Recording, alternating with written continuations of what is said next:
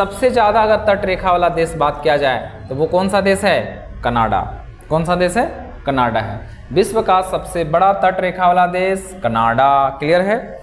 एक आपने नाम सुना होगा कि विश्व का सर्वाधिक जनसंख्या वाला देश, अगर 2011 के अनुसार हम लोग बात करें, क्योंकि 2011 के अनुसार ही हम लोग जनसंख्या पढ़ रहे हैं, तो उसके अनुसार से अगर बात करते हैं तो सबसे बड़ा जो देश है वो है चाइना, और सेकंड स्थान पे हम लोग हैं, यानी भारत है। क्लियर है यहाँ तक। अब एक बात करते हैं कि विश्व का सबसे गहरतम जो बिंदु है वो किस महासागर में है, या पांचों महासागर में से किसी किसी में तो होगा, किसी एक में होगा कि नहीं होगा, तो ये है प्रशांत महासागर, यानी पैसिफिक ओशियन में है, जो विश्व का सबसे गहरा महासागर है, जिसे नाम है मैरियाना गर्त या मैरियाना ट्रेंच नाम है। क्लियर है, मैरियाना ट्रेंच नाम है। अब आइए बात करते हैं, क्या आपने कभी नाम सुना होगा, तो एक नाम सुना होगा आपने जस्ट टाइम, हाँ अगर ये तो समझ में आ गया। अगर हम लोग बात करें विश्व का सबसे बड़ी खाड़ी की बात किया जाए, सबसे बड़ा खाड़ी उसे कहा जाता है ये वाला, इसका नाम है मैस्को की खाड़ी। विश्व का सबसे बड़ी खाड़ी की बात किया जाए तो मैस्को की खाड़ी है। क्लियर है, सबसे बड़ा खाड़ी मैस्को की खाड़ी है।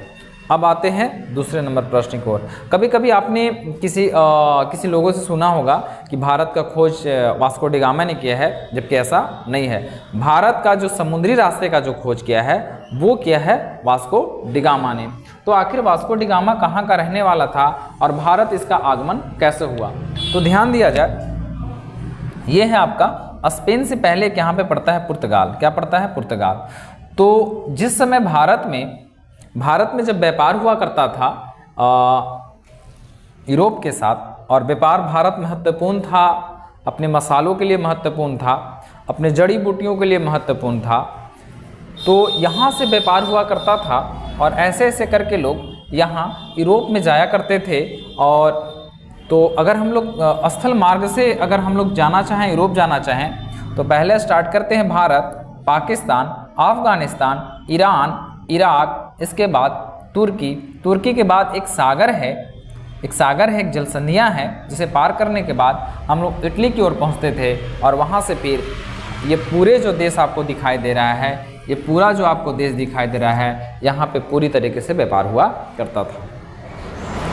लेकिन कई वर्षों के बाद इस देश पे तुर्की वालों ने यहाँ पे हमला कर देता है, और इस रास्ते को ये जाम कर देता है। यानी अब इस रास्ते से कोई भी अगर व्यक्ति आता है भारत में व्यापार करने, तो उसे मनमाना टैक्स के रूप में वसूला जाता है, कभी कुछ तो कभी कुछ वसूला जाता है। इससे प्रॉब्लम हो जाता है, और यूरोप वासियों ने एक नए रास्ते की तलाश ये करने लगते हैं। उसी के बीच में बहुत सारे यात्रियों ने कहीं यहाँ चले गए, कई कुछ लोग यहाँ तक आ गए, कुछ लोग जने तने गए। उसी के बीच में जेम्स प्रिंस एक व्यक्ति था, प्रिंसिपे नाम था उसका, तो उसके एक नेतृत्व में यहाँ से 1497 में यहाँ से वही निकलता है, वास्को डी गामा पहुँचता है, और इसके रास्ते होते हुए यहाँ पे पहुँचता है, और यहाँ पे एक टापू है, यहाँ पे पहुँचता है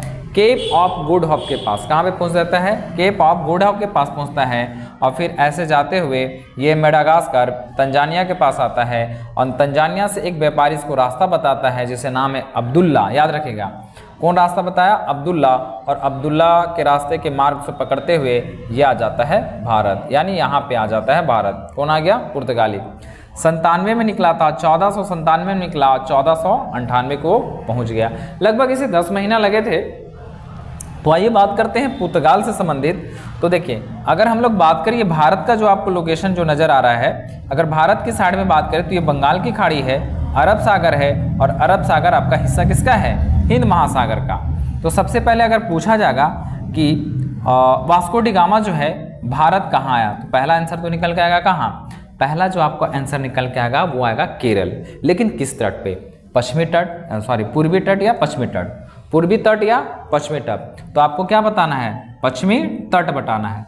तो पश्चिमी तट के किस बंदरगाह, कोई बंदरगाह ऐसा होगा ना जहाँ पे आया होगा, तो ये आया कालीकट बंदरगाह पे। किस बंदरगाह पे आया? कालीकट बंदरगाह पे आया।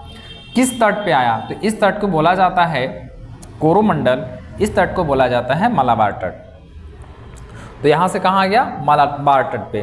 तो बहुत सारे हम लोग प्रश्न क्लियर हो रहे हैं। वास्को डी गामा कब आया, कहाँ आया, किस तट पे आया, कौन से बंदरगाह पे आया, कौन से राज्य पे आया, कब आया, कितने वर्ष लगे, कितने माह लगे, कौन इसे रास्ता दिखाया था, किस देश का था। इतने सारे हम लोग को सिर्फ एक आने के कारण इतने सारे प्रश्न हम लोग को बनते हैं।